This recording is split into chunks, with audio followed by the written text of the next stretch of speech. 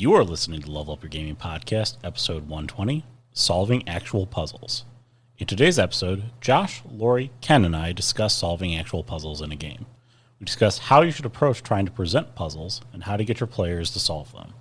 We also discuss how to help your players if they are lost or uncomfortable solving puzzles.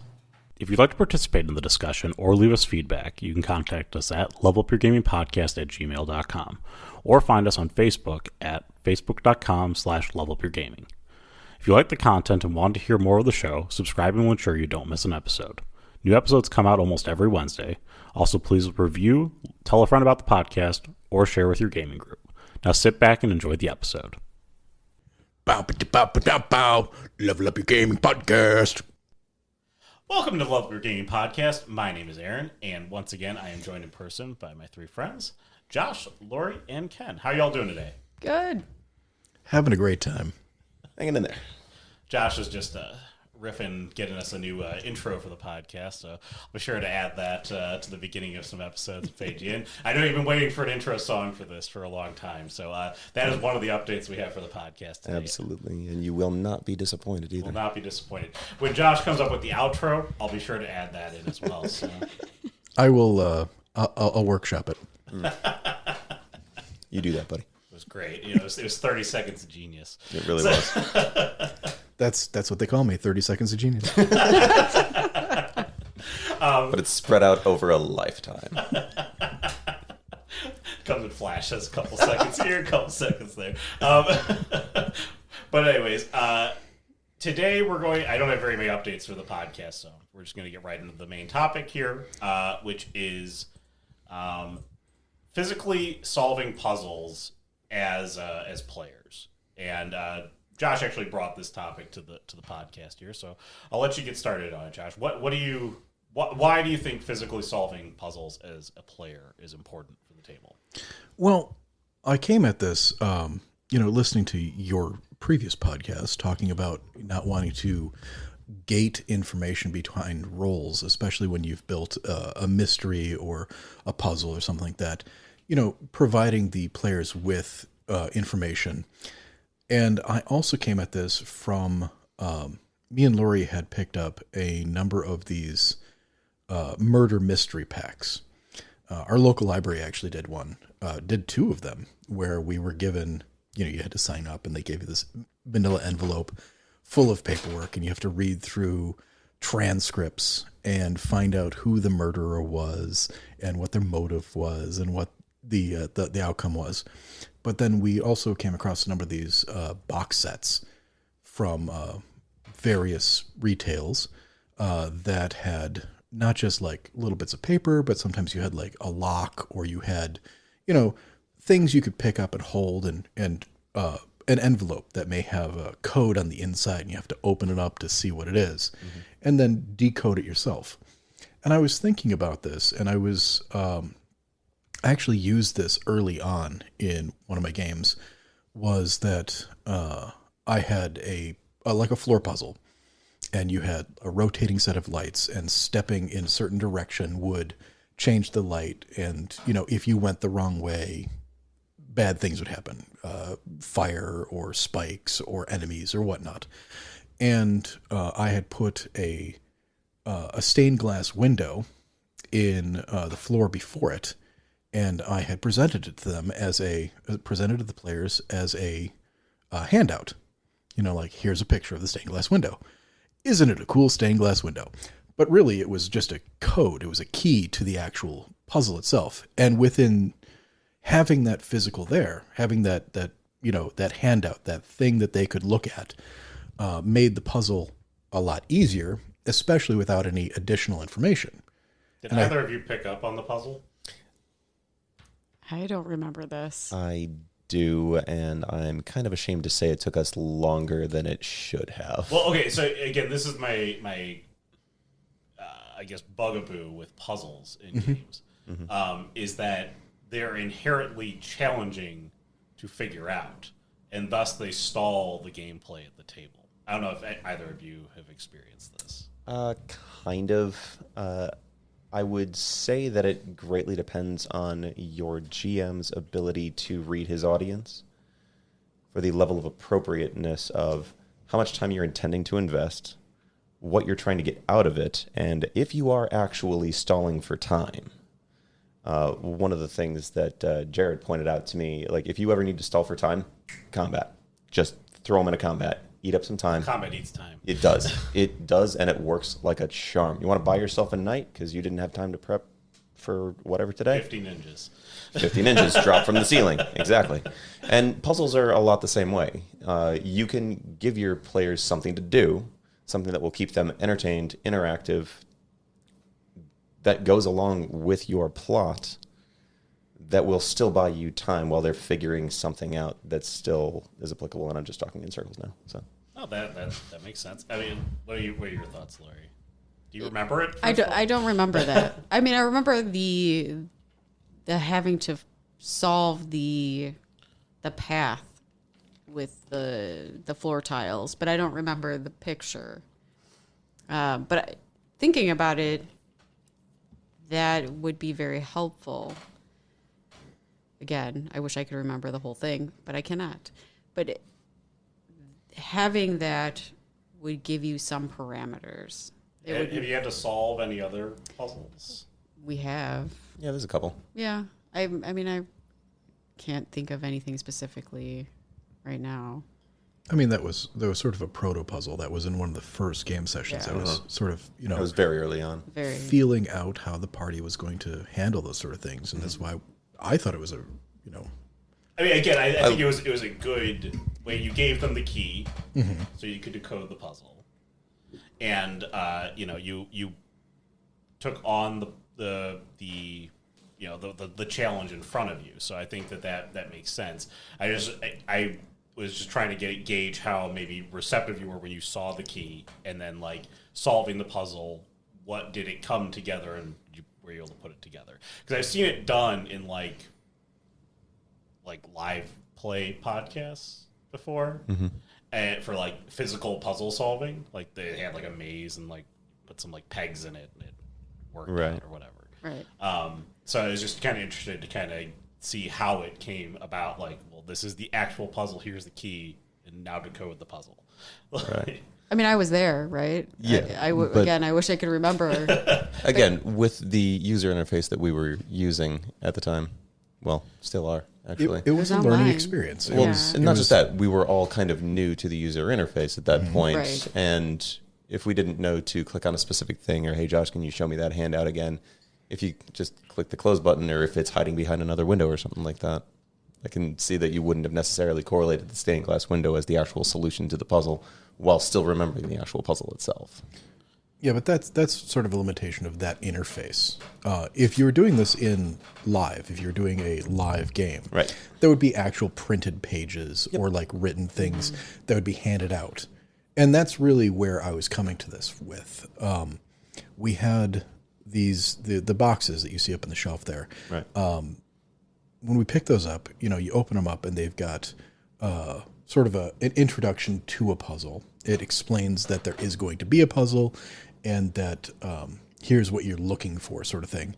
And then the rest of it was various paperwork or handouts or flyers or posters, pictures. People's notes on things. Yeah, interesting stuff. Yep. And one of the things that I was looking at was incorporating that into a game in such that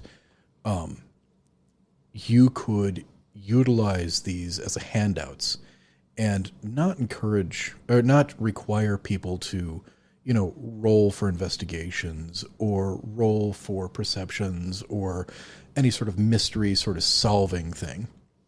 That, you look in the desk, well, here's what you get. You don't have to gate the information behind a roll, because then you are possibly limiting what they can solve, limiting what they can find out. And information like that, if you've worked as a GM, as a DM, towards an interesting puzzle, an interesting event, let your players get to it. Let your players find it. Don't. Yeah, it's there to be found. And it's there to be solved. Exactly. And so if you've got one of the things, if you've got, say, a murder room, and you are letting your players sort of look around to try and find these pieces in these puzzles, it may be useful to have more clues than they need, because they may not find all of them. And you're not necessarily gating them behind what they can and can't find, but it's like an escape room, but you don't want them to be stuck in it and have somebody come and let them out. Right. Right? You're not trying to solve that next clue to get you to the next piece of information. is what No. you mean. You've got multiple pieces of information that get you to multiple ways out of the room. Exactly. And by not gating them behind roles, you can sort of describe the scene. You know, you've got a desk with a bunch of papers that are shuffled on top of it, and it looks like there's an inkwell and a drawer that's partially ajar. You've got a chest of drawers next to it that looks like some of the drawers may be stuck, and there's things you can clearly see that are hanging out of them. There's a rug on the floor that one of the corners is tipped up, and there's a nasty stain across the side of it. Now you've got like 3 different places you can look and different ways you can interact with these. And instead of like, okay, I'd like to look at the desk and see if there's anything interesting, roll to investigate. Oh, you rolled a 1, you didn't find anything. There's 10 clues there, but you know. Yeah. Keep looking. I'll postulate, do you think it's important to, because those boxes are obviously preface as mysteries, and the concept of the cold case files that you got from your library are cold case files. There is a puzzle to be solved there. Do you think that it's important, I'll just ask all of you, that to maybe say, alert, like, this is a puzzle, like, almost, like, do you need to slap that in front of people? I say yes, definitely. You have to know what's expected. You know, if you're creating a world or trying to help your players become immersed in the story, they have to know what's coming to an extent, right? That, hey, you are looking for clues to solve a puzzle. This is going to be a puzzle for you to solve. Especially as a new player. That would be helpful in maybe getting more comfortable with not only gameplay, but also that immersion into that fantasy. Exactly. And that, I think, is like really the only caveat that I would add to that is like the veterans will pick up on the fact that it's a puzzle before you have to inform your newer players that, hey, this is something that you'll need to solve. The clues are scattered about the room, and you can even give them like a specific number of clues like outside of the game. There's like there are 6 total clues that you can find in this room. But maybe that can actually be ascertained through a role. Yeah. So your role is, you know, maybe your description is more about when you enter the room to solve the puzzle, it is prefaced that, you know, a murder occurred here and you don't know who did it. You know, like you're walking yourself into the game, and then these are the items that Josh pointed out in the room. And then you go, okay, well, I want to roll an investigation check, maybe is what you say. Okay. And then Josh says there's 6 things that you think might be in this room, or there's like, you know, maybe 5 or 6. There's at least 3 that you see. Right. Yes. And so then maybe then you can, would if I presented that situation to you, do you feel like you'd be more invited into the room to say, I need to search different items? Right. Well, and I also think, too, I suppose it's different based on the format.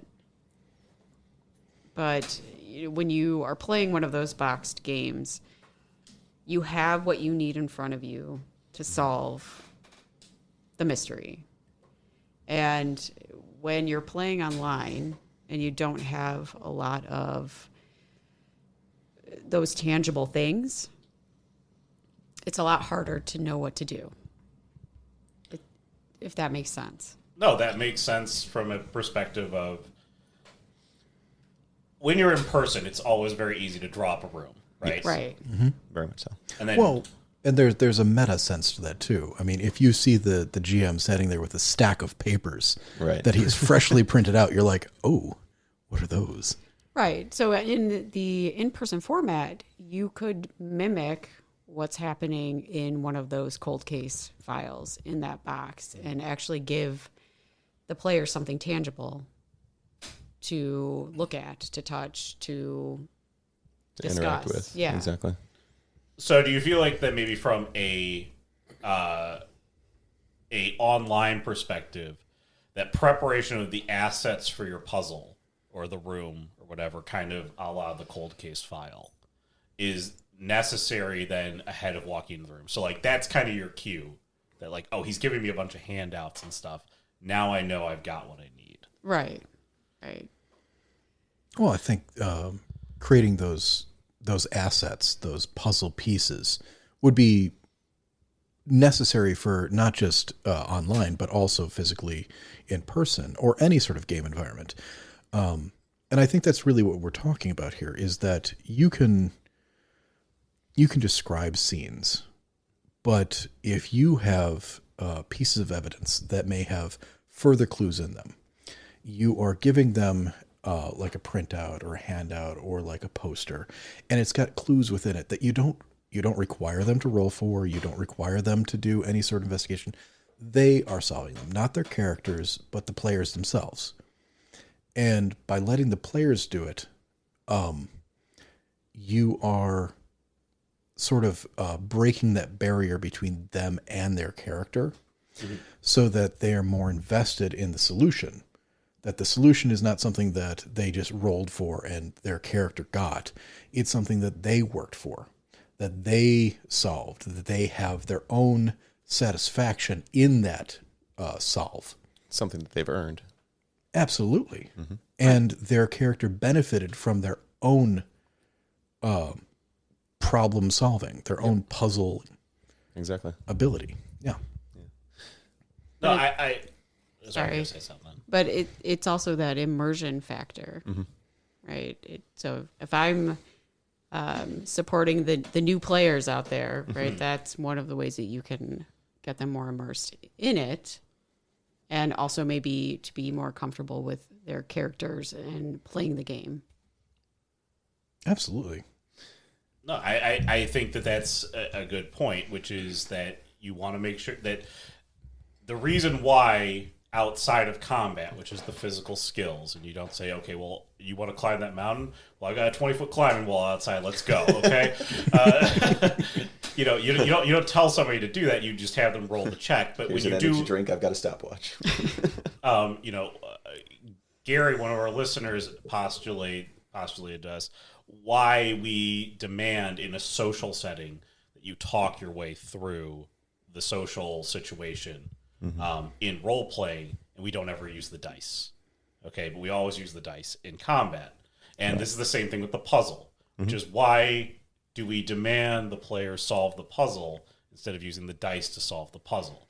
And I do agree that the immersion is important for players, because there are stakes then, like tangible stakes that you are trying to work towards when you're actually trying to solve the puzzle together, and there's an actual reward at the end of it, which isn't the DM just going, and you solved the puzzle because you rolled a 20. Thank you. Exactly. Good job. You don't have to leave it at that. You don't have to be like, I'm not going to help you.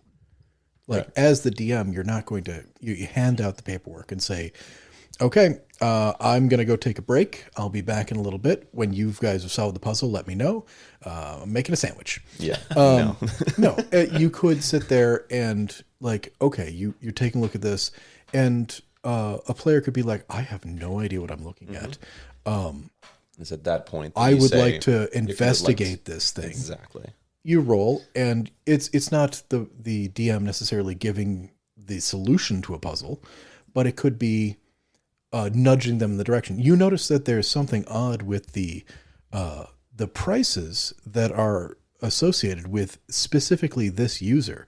They seem like on this balance sheet that Tammy may have been putting in the wrong numbers for her end of night drawer counts. It's kind of like the hint thing with the cold case files, right? Yeah. Exactly. And 2 points to that exactly is the dice are there to represent what your character is able to do if you as the player are physically not familiar enough with a specific area of study to be able to speak accurately on, or would know what direction to go in that actually applies to. And number 2, they're meant to supplement something when the player just can't figure something out for whatever reason.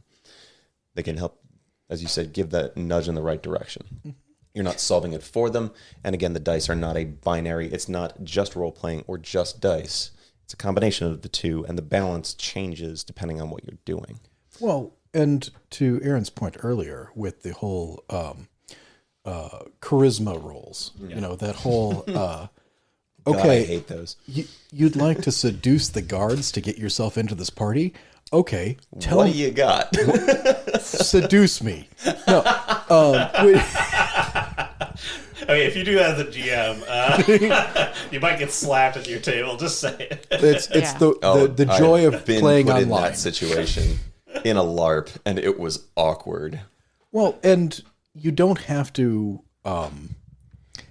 leave it so binary. Either say what you're going to, or roll the dice. It can be a combination of the both.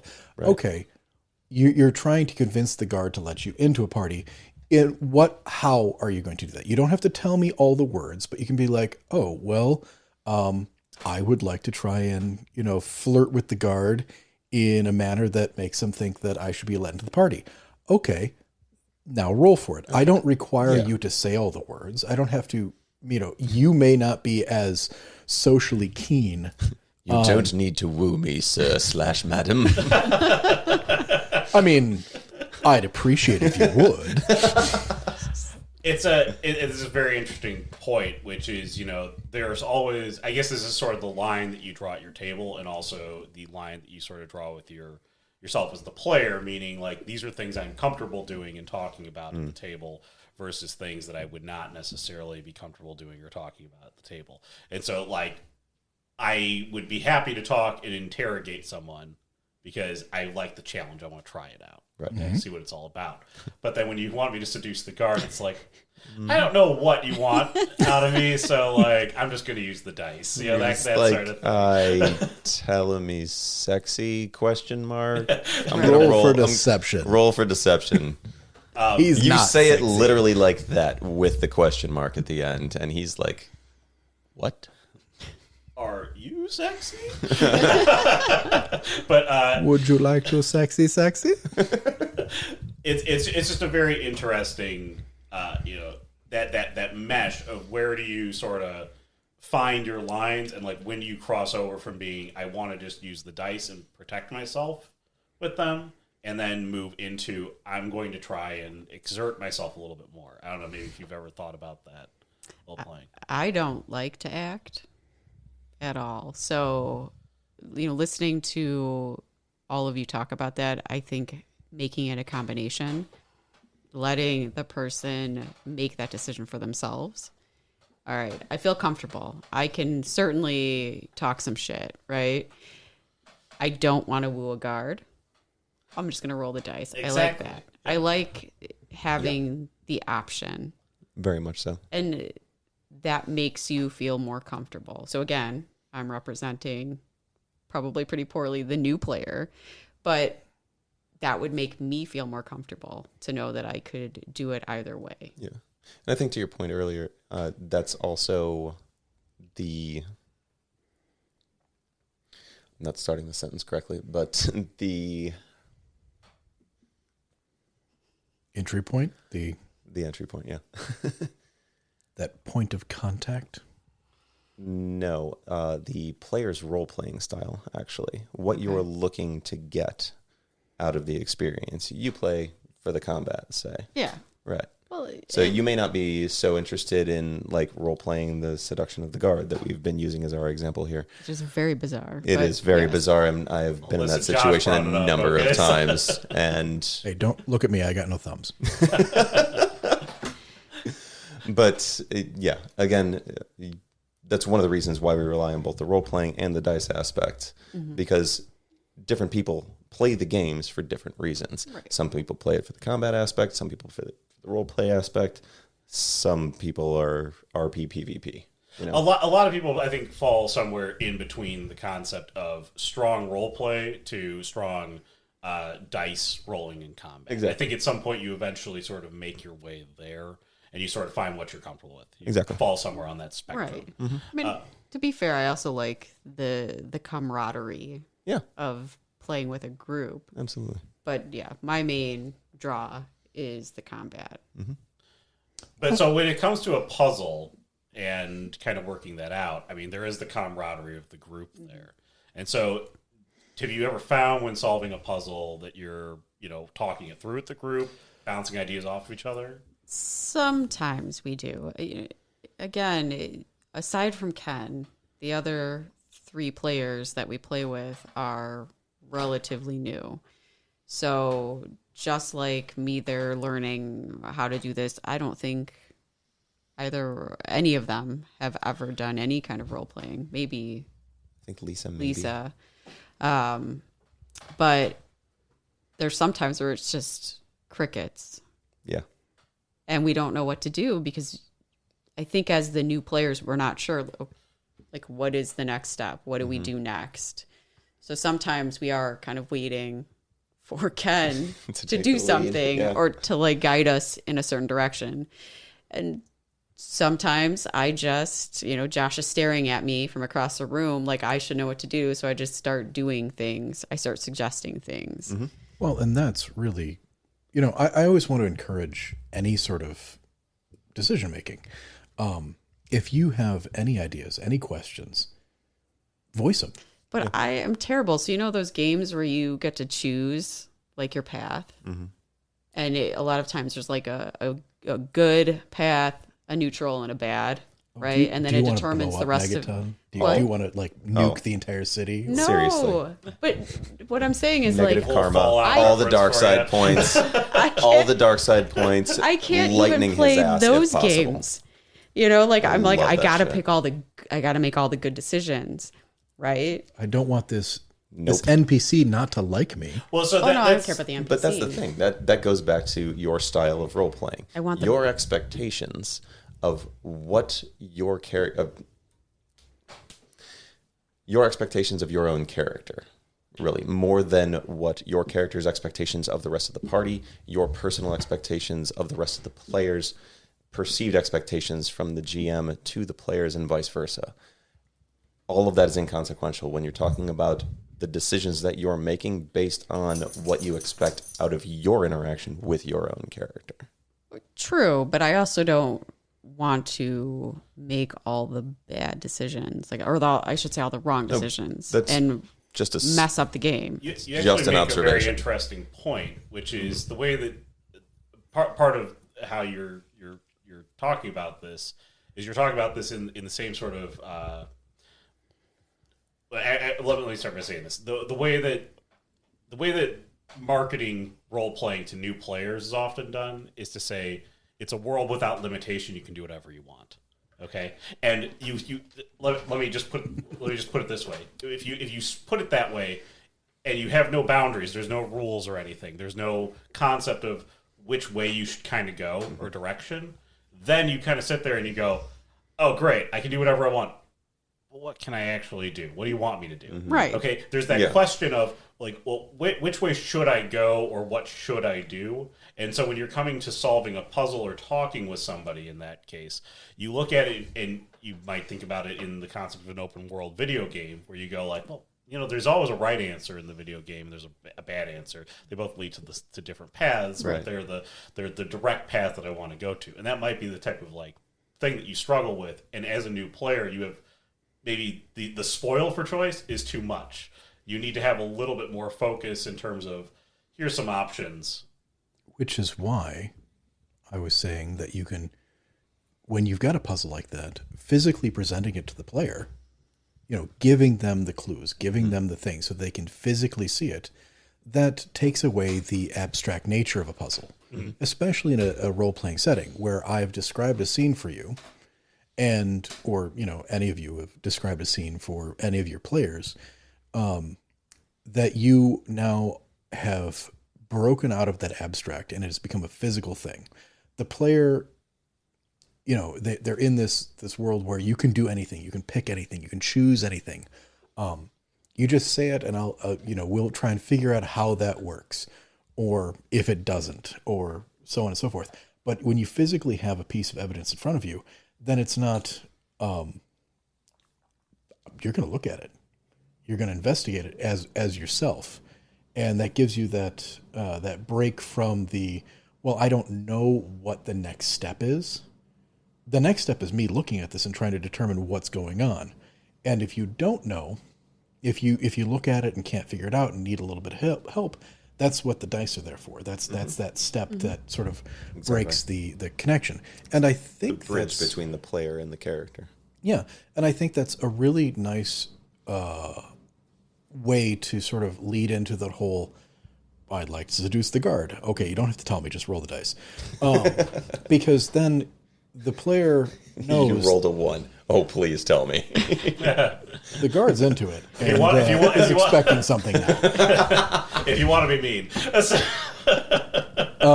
But that's the whole point, is that it's there is, especially for new players, this weirdness of abstraction, where you are expected to sort of make decisions as somebody else, and you're still you, and you may not be able to sort of put yourself into those the shoes of this other person to sort of decide what this other person's going to think. How do they solve a problem?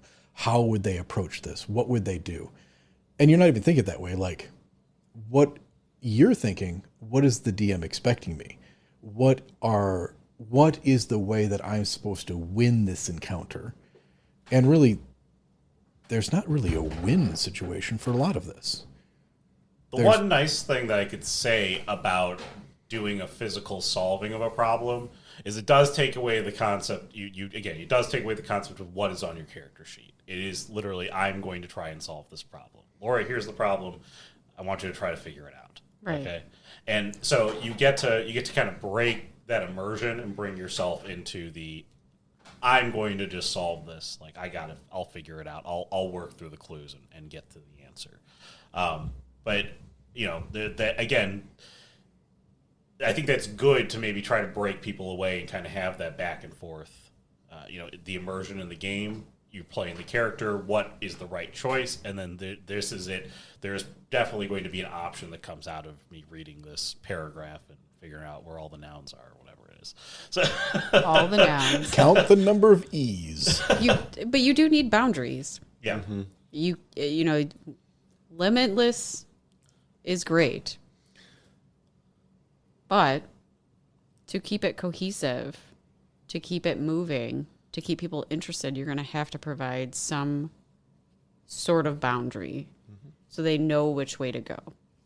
You don't want to be spoiled for choice in the fact that you become analysis paralysis. You're paralyzed to make the choice that you want to make next because you're not sure whether or not that leads to bad consequences or what have you in the game itself. I do want to shift into the online aspect of this and talk about maybe the challenges of presenting the puzzle physically online and how we work through that. Yeah. What a pain in the butt online is. It can be. I love the fact that we can play these games from the comfort of our own homes. No pants, drink in hand, headphones on. Don't have to worry about getting all comfortable for other people or somebody bringing snacks. No, bring your own snacks. You're at your own house. But my God, getting a puzzle in an online setting, it doesn't just require handouts. It requires making sure that people understand that they have them, that they can see them, that they are they have the information you're looking for. When you do a printout, when you make a physical puzzle, and you have like a number of printouts, and they can take a look at them, and they sort of go together, like a cutout puzzle pieces that sort of get pieced together. You can't do that online. Not unless you've got specific software that does that. You can't do things where you have to like micro writing. Like you've got on a dollar bill where it's got like the little tiny writing or something like that. You can't do that sort of thing in an online puzzle because you may not be able to zoom in, or if you do, it may not have the resolution you're looking for. You are limited by the constraints of the software that you're using. And you're limited by the interactivity of the players that you're working with. When you do a puzzle at a table, you can put the pieces of evidence out in front of you, and everybody's looking at them together. and they may be looking at them physically from different directions, which does help. It brings more of your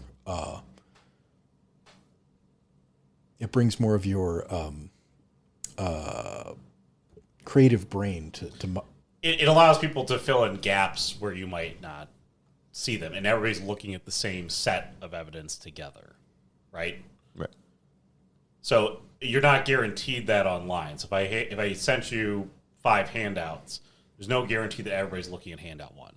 Right. Well, and plus, like, one of the downsides to being online is that people have other distractions happening. So you don't even know if somebody's paying attention. Like, how many times have we had Paul up for a roll? He's not even at And the he's Yeah, not he's even not there. even there. He's downstairs Oh, getting a drink or whatever. Yeah. He's doing the laundry right now. Seriously, buddy? Yeah. Like, just wacky stuff like that. Again, so that's a different, almost a different issue. Yeah. In of Absolutely. itself. But not if you're trying to solve a puzzle together. That does impact that. It right? does impact it. That issue impacts everything that you do throughout Right. the game. Yeah. But especially if you are in the middle of trying to solve a puzzle and like, all right, everybody's looking at handout 1 and one of your group members is doing the laundry. Yep.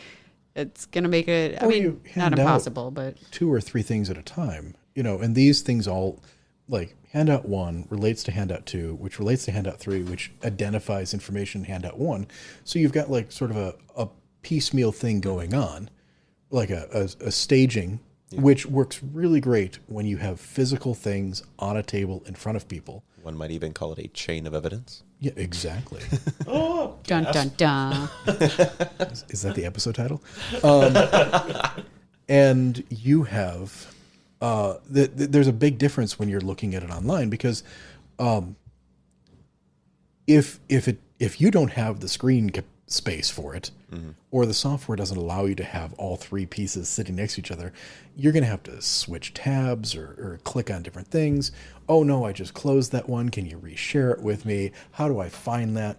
And then, yeah, there's a limitation in software. There's always going to be a limitation in software with that. But there's also a limitation in visual space, in sort of that what's active in my brain right now. If I see 3 pieces of paper on a table in front of me, I know there's 3 pieces of paper. I can sort of scan between them, and they all exist in sort of the same space. But if I've got 3 different windows of images on my computer, that's not necessarily going to interact in my brain as these 3 things all exist in the same space, and they interact with each other. They are 3 separate pieces of information. So you really have to base your puzzles when you do an online thing, sort of like either a one and done, this is the page of evidence, and it may have 2 or 3 pages, but it would be like one image that has all of that in there, like one PDF with all of those pieces. Or it would be, you extract all the information from this thing, and it lets you to the next piece of evidence.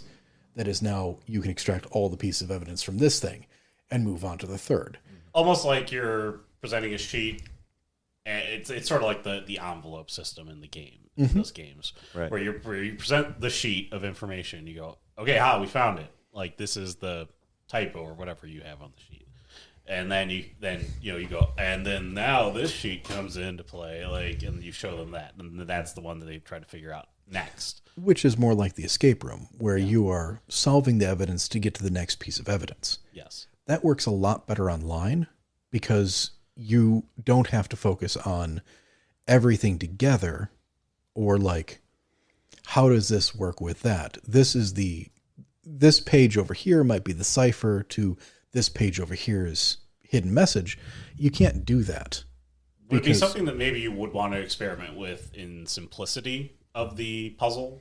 Start easy.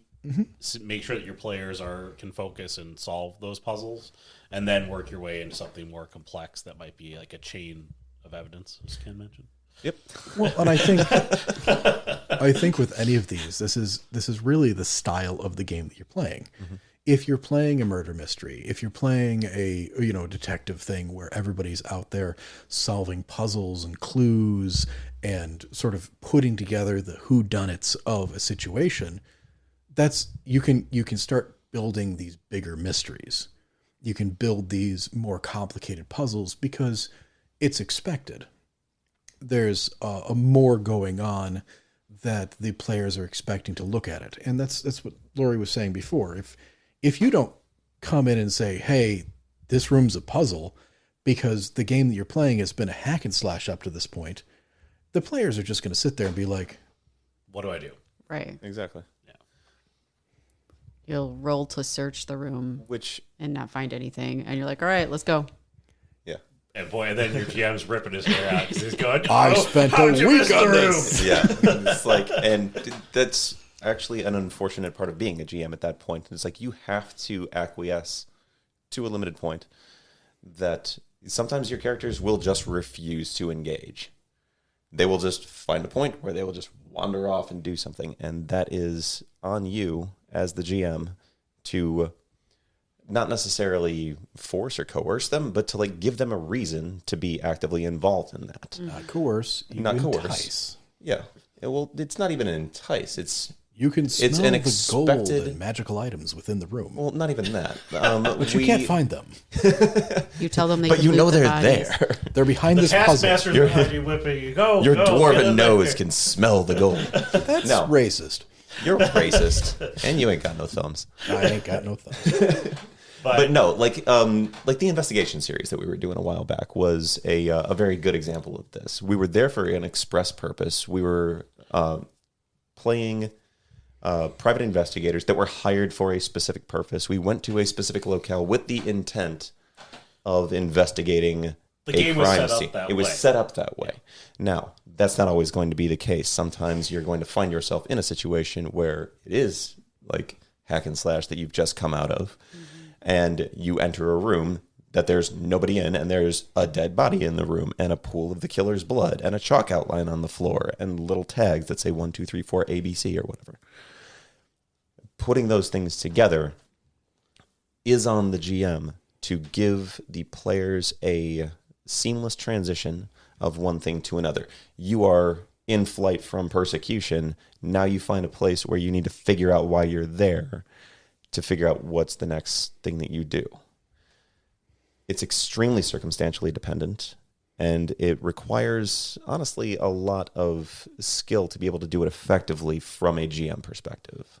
I think when you think about it, you can look at it as you're in the dungeon. You just got finished fighting a group of harpies or whatever. Very much so.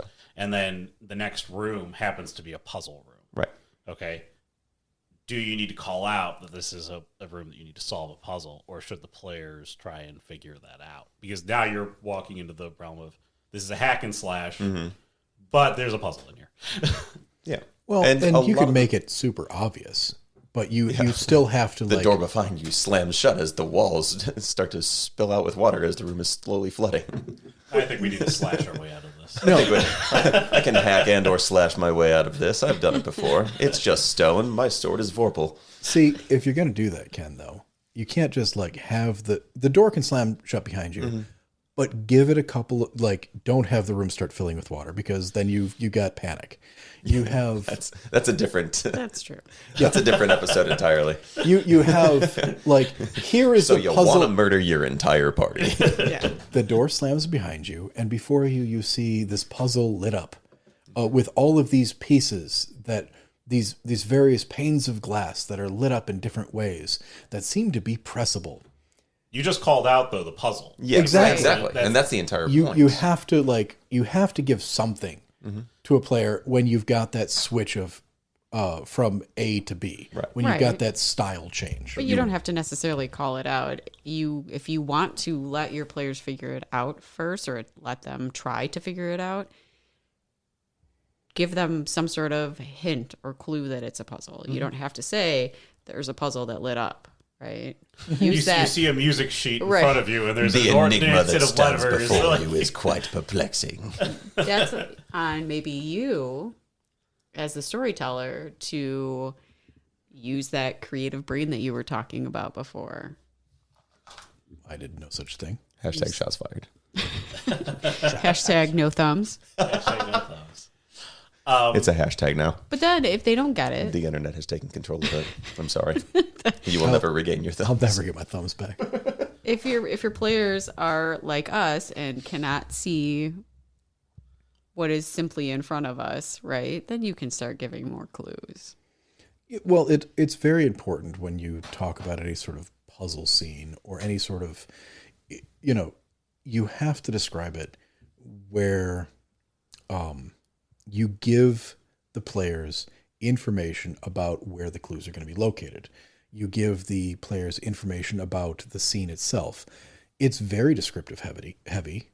And when you do that, when you have that sort of abstraction of describing a scene, you don't necessarily, not everybody's going to pick up all the information you give them, which is why I keep saying, and I will continue to die on this hill, that if you're going to have a puzzle like that, having printouts, having handouts, having some physical evidence that the players can see is going to take away that I've described a beautiful scene for you. Do you guys remember the scene I talked about before where the evidence was stored? The desk, the drawers, Right. No, because you don't know all the little bits that I said. I don't remember them at this point. I remember didn't you write them referring down. to it. Yes. But if you physically had the evidence that you found in that place, if you had those sheets out in front of you at this point, you would still be able to solve it, even though we've, veered wildly from that original scene, which happens frequently All the time. at tables. We get off on tangents, and then you don't necessarily Somebody want goes to. and does the laundry. The dog starts hacking something up in the corner. Yes. And having that evidence, having that physical representation of what's happening in the game removes the abstraction and allows the players some sort of agency with solving the puzzle themselves without necessarily making it, oh man, I forgot what he said about the desk. Was there something with the drawers on the desk, or was that the chest of drawers? I don't remember. You have that there. You take a look at it. You have them describe it again. You don't have to continuously, repeatedly describe a scene top to bottom because they've got parts of it. They're holding it. It's in front of them. I think that was actually a very useful thing that we had during the investigation series. We were using a digital interface, but we were all in person with each other as well. Well, Brian was always remote. True, but the other three of us were. Yes, by having the majority of us in person, it does relieve the burden. That was monumentally beneficial in that because really, and I say this in hindsight, but really Brian was the only one that was kind of missing out on that, where the rest of us kind of had the best of both worlds of being able to interact in the physical sense of being able to hand each other some, because sometimes we would use props. I used them in the Führer's Eagle when I handed you guys the Nazi Gold. That was a huge thing, and Jared absolutely fucking loved that. It was very engrossing in that because he had something physically tangible to hold on to at that point. There is something to be said about that physical tangibility that you might not be able to get from an online setting. One of the things that this actually strikes up for me is the concept of the hack and slash for moving into the puzzle and how do you cue yourself into that. And I don't actually think it's a problem to be going the completely obvious route of smacking someone in the face with a puzzle. I'll give you the reason why I say this is that when we were younger in gaming, Jared would frequently want to do a monologue for his villain, or we might want to have a dialogue for the villain. Effectively, what he wanted to say was, this is a social scene that will turn into a combat, but I need you to wait. I shoot him. And so that's literally what we would say is he would start pontificating. We go, okay, I shoot him. And Yeah. he's like, I learned that lesson the hard way too. and so we instituted a rule, which is, it became our house rule, which is I am entering a monologue or I am entering a dialogue. Yeah, so I that we remember knew that, okay, well, I still want to get the jump on him with the shot, so I'm going to shoot him right after he's done talking. So whenever you're done with this social scene and we enter combat, I get the opportunity attack that I want to get right now. I always call that cinematic mode.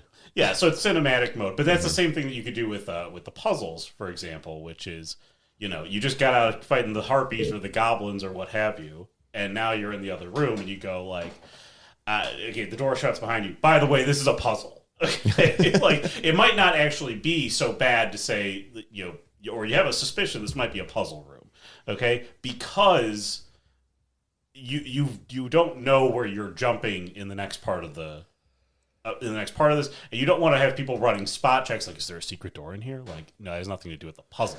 Okay, it's a puzzle room. Solve the puzzle. Search for traps. Well, and you can also, you can sort of build that into the story too, if you didn't want to make it so explicit. So you've got the harpy room right before the puzzle room. So before the players go charging into the harpy room, they may hear from down the hall the harpies talking, right?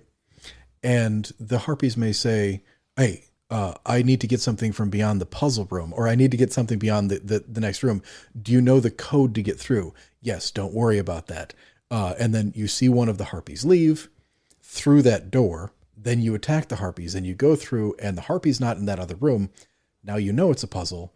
Now you know that there's some sort of code, there's some sort of Context clues that lead to the puzzle. Yes, Exactly. So, yeah, evidence. I love context clues. Okay. There we go. Do any of you have anything else you want to add to this topic? I feel like we probably could go on for another 60 minutes. Easy. Yeah, definitely. Yeah, there's a lot to unpack because this overlaps with so many other different various aspects of not just GMing, but also just role playing in general. And we'll tease you with those for another time. Ooh. But anyways, that's going to wrap us up. To seduce the god. That's going to wrap us up for this week. If you have any thoughts on how you like to implement physical puzzles, if you like them, if you don't like them, how you like to implement puzzles online, because that's also a medium that many people probably want to know, levelupyourgamingpodcast@gmail.com or facebook.com/levelupyourgaming. We are also on YouTube, so smash that like button. And subscribe, bitches. Exactly. Hit the notification bell. No, don't do that. And...